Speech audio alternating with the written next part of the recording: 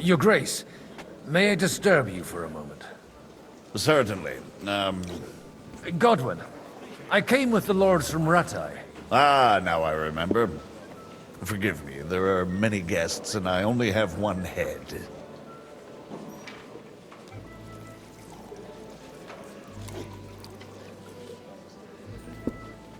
Lord Liechtenstein asked me for help, in our collective interest. But if you'll allow me, sir, I'd like to ask you a few questions, so I'm clear about what I can do to help. Indeed. And what would you like to know? Your plan, if I may be so bold, has a few gaping holes. Sigismund may attack anywhere and any time, and we have no way to defend ourselves. You want to wait? Fine. But you should at least give some assurance to the lords that they'll live to see it through. You amuse me, Godwin. A parish priest teaching the Margrave of Moravia about politics. I know you mean well, but try to look at it with cold reasoning. I'd reason better with an army at my back. Do you realize how much such an army costs? The gentlemen here have trouble agreeing about much lesser sums. And if a way could be found, and the means... Before that happens, Sigismund will take his shoes off and barefoot.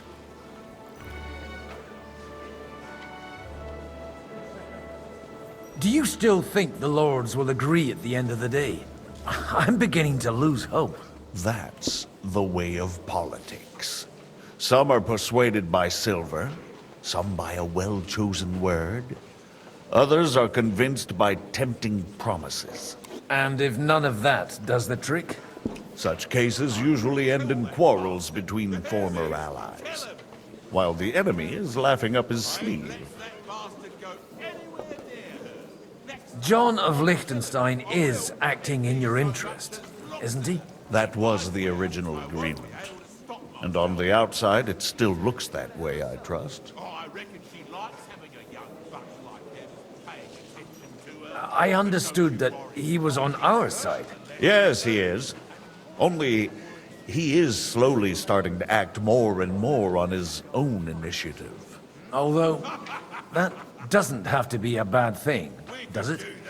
He still lacks the experience to be capable of evaluating some situations. But he is persuasive, and easily wins people to his side. Unfortunately. But it was you who sent him to Kuttenberg, wasn't it? True. But I certainly never told him to hole up in the Jewish quarter and pursue his own private plans there. And by doing so, he put both himself and our common interests in jeopardy. I wasn't expecting to meet the rabbi of Kuttenberg here. Really? Half of Kuttenberg has accumulated debts with usurers that they cannot repay, or even do not intend to.